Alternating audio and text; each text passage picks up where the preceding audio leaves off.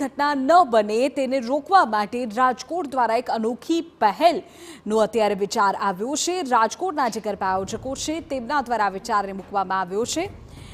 કડવા પાટીદાર સમાજના યુડી ક્લબના દાંડિયાનું આયોજન થાય છે ત્યારે હવે કડવા પાટીદાર જે આગેવાન છે પુષ્કર પટેલ તેમણે એક મોટું નિવેદન આપ્યું છે। તેમણે કહ્યું છે કે અર્વાચીન ગરબાના આયોજકોએ આધાર કાર્ડ અને ફોટો લેવા જોઈએ જેથી લવ જેહાદ જેવી ઘટનાઓ અંગે સમયસર જાણકારી મળી શકે। યુડી ક્લબ એ નવરાત્રિના પાસ માટે આધાર કાર્ડ લઈને જ પાસ ઇસ્યુ કરી રહ્યું છે તેવું પણ તેમણે સ્પષ્ટ કહ્યું।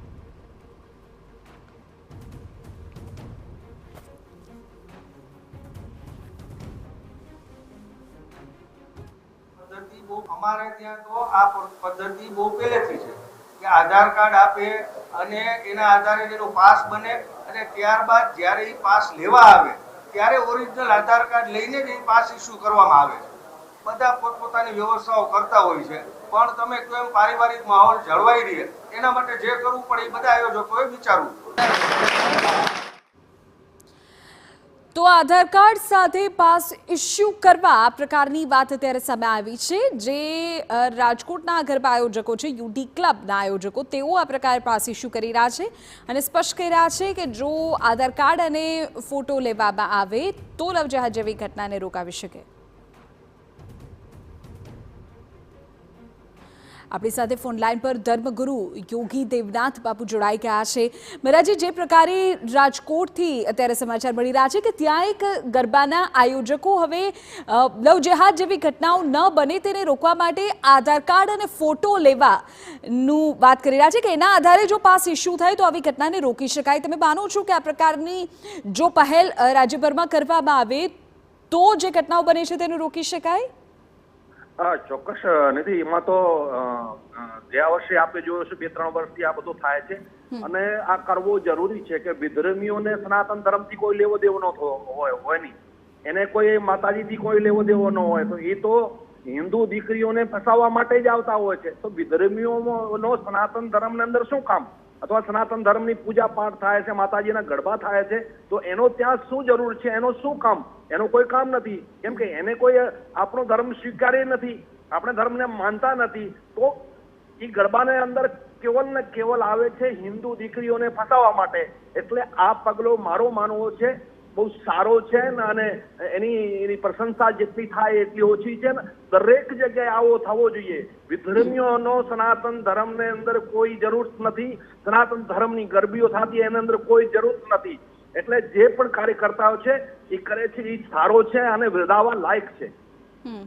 બરાજી, બીજું કોઈ જો તમે સૂચવી શકો કે કેના આધારે આવી ઘટનાઓને રોકી શકાય? કારણ કે હવે પાસ ઇસ્યુ થવાથી લઈને બધી પ્રક્રિયાઓ શરૂ થઈ ગઈ છે। નહીં, આધાર બીજો તો કેવી રીતે આપણે માણસને કેવી રીતે ઓળખી શકીએ? એનો આધાર કાર્ડ આપણે સામે આવે ત્યારે ખબર પડે કે ભાઈ આ વિધર્મી છે કે હિન્દુ છે, કોઈ બી જ્ઞાતિ જાતિનું હોય। એનો જયારે આઈ કાર્ડ સામે આવે ત્યારે આપણને ખબર પડે છે કે સનાતની છે કે વિધર્મી છે। તો એક જ આ રસ્તો છે કે તમારી જો નવરાત્રીઓ હિન્દુ સનાતન ધર્મની નવરાત્રીઓ થતી હોય છે એને અંદર જો પણ પ્રવેશ કરવો હોય તો ચાંદલો પણ કરવો જોઈએ, ગૌમૂત્રનો છંટકાવ પણ થવો જોઈએ, સાથે સાથે આધાર કાર્ડ પણ લાવવો જોઈએ, બતાવવો જોઈએ કે ભાઈ હું સનાતની છું તો વાંધો નથી, અને હું સનાતની છું અને મારો આધાર કાર્ડ સાથે લઈ જાઓ મને શું વાંધો છે? મારો ધર્મનો કાર્ય છે। અને અગર એ માનતા સનાતન ધર્મને માનતા નથી, એને સનાતન ધર્મથી કોઈ લેવો દેવો નથી, એ સનાતન ધર્મના ધાર્મિક કાર્યોની અંદર આવે છે તો એ ફક્ત ને ફક્ત હિન્દુ દીકરીઓને ફસાવવા માટે જ આવતા હોય છે। એટલે માટે આ જો કદમ છે બિલકુલ સરાહનીય છે।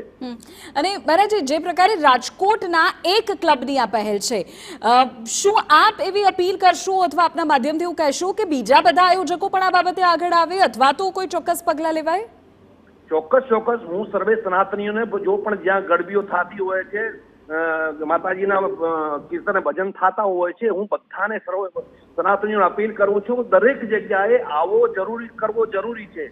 લવ જિહાદના ગુનાઓને ઓછા કરવા કે એને રોકવા માટે એક આ સરાહનીય કદમ છે ને, એટલે આ બધી જગ્યાએ આવો થવો જોઈએ અને આ સારો કાર્ય છે।